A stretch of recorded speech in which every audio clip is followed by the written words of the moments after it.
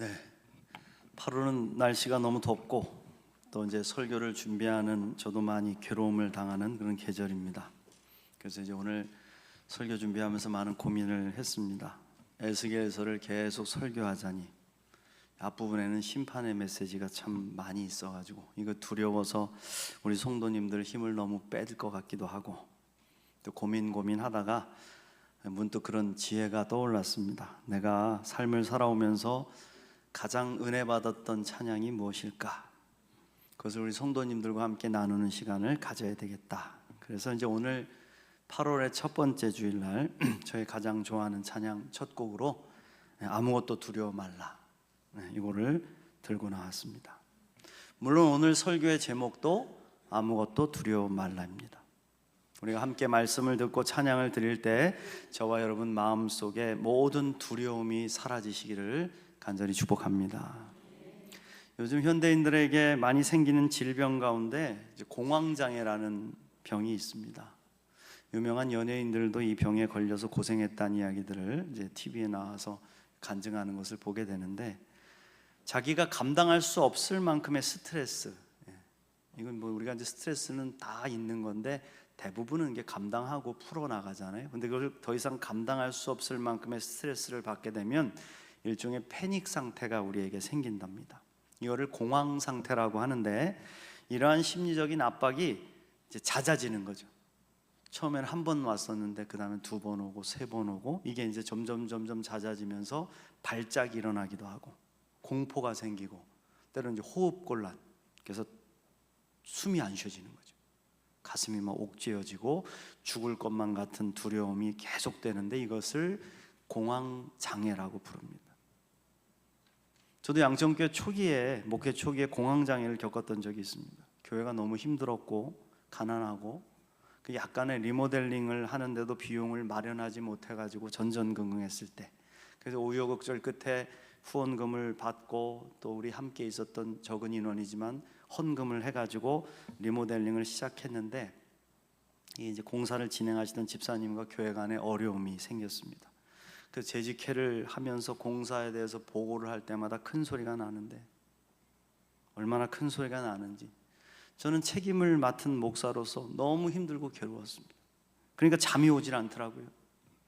재직회 할 날이 다가오면 막 심장이 두근두근 거리면서 죽을 것 같은 마음이 생기는 거죠. 그 성도들을 보기가 싫더라고요. 교회에 오면 사람들 만나는 게 싫어가지고 그래서 일부러 늦게 나오기도 하고, 새벽 기도 나와가지고 얼마나 많이 울다 가는지. 그래서 지금도 그때를 딱 떠올리면은 등에 이렇게 식은땀이 쫙 납니다. 여러분 그런 때 있죠. 그래서 저는 우리 교회 성도님들 가운데 공황장애가 걸리셔가지고 교회 나오기 어려워하는 성도들이 계신데, 그분들을 보면은 이해가 됩니다.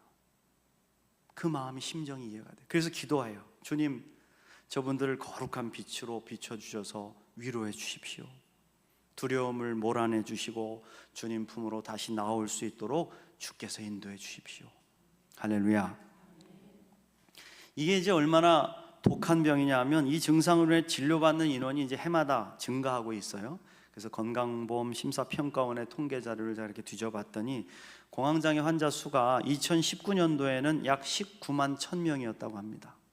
근데 2023년도에는 25만 8천 명으로 5년간 35% 이상의 증가세를 보였어요.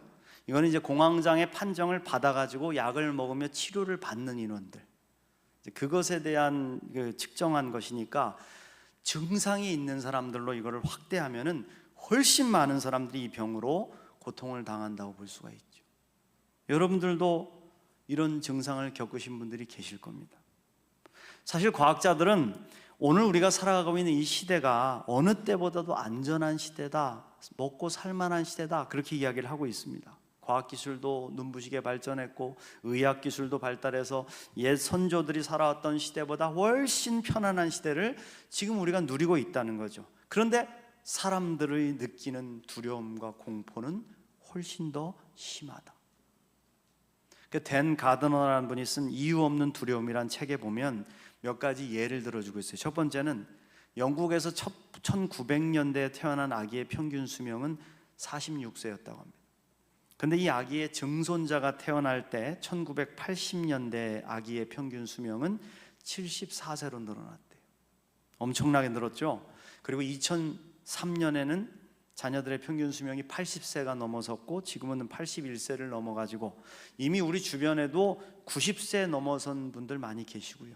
100세를 바라보시는 분들도 많습니다. 또 1980년대 이후로 20년 동안 개발도상국에서 영양실조를 겪은 사람들 비율이 25% 이상이었답니다. 우리 한국도 개발도상국일 때가 있었어요. 지금은 OECD 국가 안에 들어갔지만은 근데 25%가 넘어가는 영양실조가 15% 미만으로 줄었다. 그러니까 10명 중에 한 3명 정도가 영양실조였다면 이제는 뭐 한두 명도 안 된다는 거예요. 잘 먹는다는 거죠.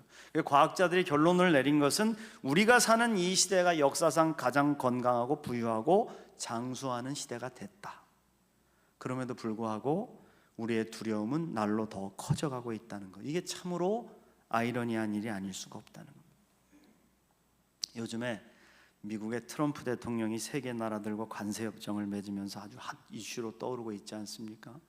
지난주에 우리나라도 15% 상호 관세 협정 간신히 타결했다고 막 뉴스에 나오는데 3,500억 달러의 대미 투자를 약속하고 15% 관세를 맺은 겁니다. 자동차 같은 경우에는 0%였는데 이제 15% 내고 수출해야 되죠. 얼마나 뻔뻔하고 강력하게 세계를 막 쥐락펴락하는지 이 나라가 이런 세계 최강국인 미국 사람들 여러분 1년 동안에 신경안정제와 수면제를 구입하는 데 쓰는 비용이 얼마가 들어가는지 아십니까? 미국인들 무려 790억 달러를 1년에 쓴답니다. 우리 돈으로 환산하면 109조 원입니다. 우리나라의 1년 예산이 680조 정도 되니까 거의 16%에 달하는 어마어마한 비용을 미국 사람들이 신경안정제 먹고 수면제 처방받는 데 쓰고 있다는 거죠. 그들은 세계 최강의 나라가 됐고 총을 자유자재로 다루는 자유함을 누리고 있지만 그 공포와 두려움 때문에 제대로 잠도 못 이루며 살아가고 있다. 잠도 못 잠. 그렇다면 여러분 이 우리 두려움, 이 근본적인 두려움은 도대체 어디로부터 오고 있는 것일까요? 어디로부터 비롯되는 것일까? 성경은 정확하게 우리의 두려움의 근원을 이야기하고 있죠. 그래서 바로 우리의 두려움의 근원은 죄로부터 시작된 것이다. 죄 때문이다. 하나님께서 태초에 아담과 하와를 창조하시고 에덴 동산을 만드셔가지고 그곳에 평화롭게 살게 하실 때는 두려움을 몰랐습니다. 스트레스가 무엇인지도 몰랐을 거예요. 그죠? 눈 뜨고 일어나면 뭐 하나님 아버지하고 노느냐고 뭐 맛있는 거 많이 따먹고 하나님이 인도하시는 대로 가서 보고 뭐 동물들과 또 평화를 누리면서 모든 피조 세계를 누리며 살아갈 때 무슨 스트레스가 있었겠습니까? 그런데 죄를 딱 짓고 나니까 하나님과의 관계가 딱 깨지는 거죠. 그 순간에 두려움이라는 것이 우리 속에 엄습해 들어왔다. 창세기 3장 8절부터 10절 말씀에 보면 그들이 그날 바람이 불 때 동산에 거니시는 여호와 하나님의 소리를 듣고 아담과 그의 아내가 여호와 하나님의 낯을 피하여 동산 나무 사이에 숨은지라 여호와 하나님이 아담을 부르시며 그에게 이르시되 이미지를 띄워보십시오. 내가 어디 있느냐? 내가 어디 있느냐? 이르되 내가 동산에서 하나님의 소리를 듣고 내가 벗었으므로 두려워하여 숨었나이다. 그림 하나 보여주실래요? 방송실 이렇게 내가 어디 있느냐? 아담과 하와가 두려움에 처음 거 자꾸 띄우지 말고 앞에 거 내가 어디 있느냐 지금 하고 있잖아요. 내가 어디 있느냐? 죄를 짓지 않았을 때 아담과 하와는 하나님을 두려워하지 않았단 말입니다. 그런데 선악과를 따먹고 죄를 짓고 난 후부터 하나님을 두려워하게 됐어요. 이 두려움, 보이지 않는 존재에 대한 막연한 두려움은 돈으로도 그 어떤 것으로도 채워지지 않는 두려움이 됐다. 죽음과 심판에 대한 두려움, 알 수 없는 미래에 대한 두려움, 이 모든 두려움의 시초가 바로 우리 하나님과의 관계가 깨진 데서부터 비롯됐다는 것입니다. 그러나 오늘 저는 여러분들에게 이 말씀을 통해서 우리가 두려움을 이길 수 있는 힘이 있다는 것을 가르쳐 드리고 싶어요. 하나님께서 우리에게 주신 말씀, 그 힘을 이미 우리 속에 심어두셨다는 것입니다. 믿습니까? 디모데후서 1장 7절 말씀을 다시 봅시다. 디모데후서 1장 7절 말씀 다시 보시면, 하나님이 우리에게 주신 것은 두려워하는 마음이 아니요 오직 능력과 사랑과 절제하는 마음이니. 할렐루야. 그렇습니다. 우리 하나님은 하나님의 자녀들인 우리가 두려움에 떠는 존재가 되길 원하시지 않습니다.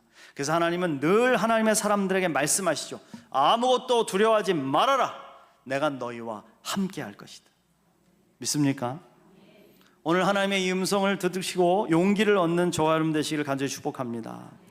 오늘날 우리 그리스도인들이 이 용기를 잃어버렸어요. 하나님이 나와 함께 하신다는 믿음이 없으니까 두려움 속에 빠져가지고 헤어나오질 못하죠. 담대하지 못하고 지극히 소심하고 조금만 어려움이 생기면 무너져 내린단 말입니다. 미국에 있는 일리노이 주립대학과 국제대학 선교회가 공동으로 기독교에서 이슬람 종교로 개종한 사람들 대상으로 설문을 조사했습니다. 도대체 왜 기독교에서 이슬람으로 개종했습니까? 개종한 이유가 무엇입니까? 그걸 조사를 했는데 굉장히 많은 사람들의 대답이 이런 대답이었대요. 기독교는 종교 같지 않기 때문이다. 기독교는 종교 같지 않기 때문입니다. 훈련도 부족하고 제대로 믿지도 못하고 너무 쉽게 변하고 그들이 믿는 것을 드러내지도 못하고 사람들이 너무 허약해 빠졌다. 기독교는 신뢰할 수가 없다. 이게 이유였대요. 이게 이유였대요. 저는 이거 참 조사한 내용을 읽으면서 사실 목사로서 부끄러웠습니다. 우리 목회자들이 모이면 늘 이야기하는 게 있는데요, 오늘날 우리 교인들이 너무 약해서 돌봄 목회에 너무 많은 시간을 빼앗기게 된다는 겁니다. 어느 정도 돌봄받고 신앙 성장했으면 스스로 믿음을 지키며 주신 분량에 따라 봉사도 하고 연약한 성도들을 섬겨주면서 함께 교회를 세워주셔야 하는데 늘 자기만 돌봐달라고 하는 교인들이 너무 많더라. 그러니까 늘 성도들이 시험 들까 봐 전전긍긍하는 게 이 목회자의 주된 일이 되었다.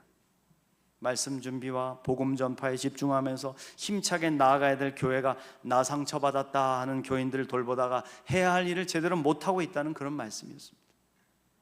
그래서 우리 목사님들이 모여가지고 이야기를 나누면 다 그런 성토대에 어떤 아무개 집사 때문에 너무 힘들다는 얘기, 아무개 누구 때문에 그렇다는 얘기, 그거 하루 종일 서로 들어주다가 기도해주고 끝나는 거예요. 여러분, 물론 돌봄도 필요합니다. 중요하죠. 그러나 그것이 교회의 주된 사명은 결코 아닐 것입니다. 그래서 우리는 기도해야 된단 말이에요. 하나님, 저희의 마음을 강하고 담대하게 붙잡아 주시옵소서. 내 마음에 있는 두려움과 염려를 이길 수 있게 해주십시오. 피해의식과 열등감과 쉽게 상처받는 마음을 붙잡아 주시고 강하고 담대한 주님의 군사가 되어서 이 세상을 구원하는 일에 저도 함께 할 수 있도록 저를 사용해 주십시오. 할렐루야. 여러분, 인생의 위기가 닥쳤을 때 하나님을 믿는 사람과 믿지 않는 사람들의 반응은 다릅니다. 하나님을 믿는 사람들은요, 하나님이 도와주심을 믿고, 할렐루야, 담대할 수 있는 거죠. 그리고 믿음으로 선포하는 겁니다. 내 앞에 있는 그 높은 산을 향해서, 장애물을 향해서 내가 하나님이 도와주시면 승리할 줄 믿습니다. 하나님이 나와 함께 하시면 아무리 어려운 일이라도, 저 높은 산이라도 나는 뛰어넘을 것입니다. 그리고 그 선포한 대로 승리하고 주님을 찬양하게 된다. 할렐루야. 여러분, 2000년에 시드니 올림픽이 있었는데 그 올림픽 양궁에서 단체전과 개인전 모두를 석권하고 금메달 2관왕에 오른 윤미진 선수라는 사람이 있습니다. 우리나라가 워낙 양궁을 잘하기 때문에 금메달 땄다 그래도 식상한데 저는 신앙인이 금메달 땄다면 봐요. 당시 18살 고등학생이었던 이 윤미진은 세계적인 무대에 처음 서게 됐습니다. 그러니까 얼마나 두려웠겠습니까? 저도 가끔 우리 운동하는 친구들 기도해 줄 때가 많은데 어린 친구들일수록 이 담대함을 달라고, 두려움을 떨치게 해달라고 기도하죠. 근데 이 세계적인 무대의 두려움 속에서 하나님을 의지하며 매 경기에 임했다고 하는 거죠. 그리고 이렇게 고백을 했습니다. 활을 당길 때마다 마음속으로 기도했어요. 제 힘이 아니라 하나님께서 이끌어 주세요. 그리고 밤이면 성경을 읽었어요. 두려워하지 말아라, 내가 너와 함께함이라. 놀라지 말아라, 나는 너의 하나님이 될 것이라. 너를 굳세게 하리라, 참으로 너를 도와주리라. 할렐루야. 이 말씀을 읽는데 용기가 생겼습니다. 제가 쏜 화살이 중심을 맞춘 건 제 실력이 아니라 하나님께서 제게 평정심을 주셨기 때문입니다. 그림 하나 더 볼까요? 윤미진 선수는 이분인데 기도를 통해서 자기 마음을 다스리고 마침내 금메달을 목에 걸면서 이렇게 간증을 했습니다. 이 금메달을 제게 주신 것은 제 것이 아니라 하나님께서 제게 주신 사명인 줄로 믿습니다. 할렐루야. 얼마나 감동적인 이야기입니까? 성경에도 이런 이야기 넘쳐납니다. 여호수아와 갈렙은 모든 사람이 할 수 없다고 하는 시간에 할 수 있다고 외쳤죠. 믿음으로 선포하고 외친 그들의 말을 들으시고 하나님은 여호수아와 갈렙이 고백한 대로 이루어지게 하셨다. 여러분, 우리 기독교의 역사는 바로 이런 역사입니다. 하나님의 능력의 역사하심을 증거하는 것.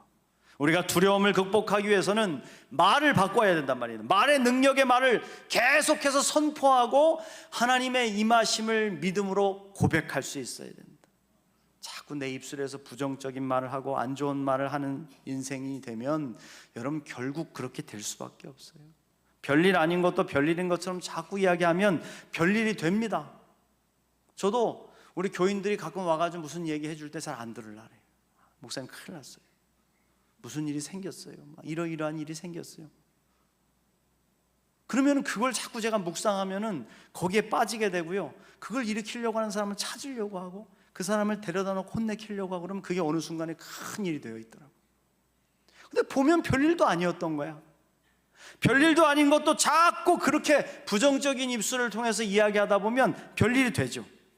오늘 말씀 디모데후서 1장 7절을 다시 한번 상기하십시오. 하나님이 우리에게 주신 것은 두려워하는 마음이 아니요 능력이다. 할렐루야. 그러므로 여러분 이렇게 고백하셔야 됩니다. 하나님, 자주 넘어지고 상처받는 제 마음을 고쳐 주시옵소서. 강하고 담대한 주님의 군사로 일어설 줄 믿습니다. 하나님, 나의 가정과 나의 자녀들과 나의 사업에 복을 주십시오. 잘 되게 하실 줄 믿습니다. 나와 나의 가정이 이 위기를 기회로 바꾸고 반드시 믿음의 명문 가문을 이룰 줄로 믿습니다. 그렇게 선포하신 대로 이루어지는 은혜를 입으시길 축복합니다. 두 번째로 두려움을 이기도록 우리에게 주신 것이 바로 사랑이다. 뭐라고요? 네, 사랑. 그래서 하나님이 우리에게 주신 것은 두려워하는 마음이 아니요 오직 능력과 사랑과. 할렐루야. 저는 요한일서 4장 18절 말씀 좋아합니다. 사랑 안에 두려움이 없고 온전한 사랑이 두려움을 내어 쫓나니. 사랑이 두려움을 내쫓아 버린대요. 근데 정말 그렇더라고요. 제가 이 말씀을 묵상할 때마다 힘이 빠지고 용기가 없다가도 사랑이 두려움을 내쫓는다. 그럼 그 마음을 탁 품을 때 가족들과 교우들을 향한 사랑의 용기가 막 샘솟더라고요. 그렇습니다. 온전한 사랑이 두려움을 내쫓습니다.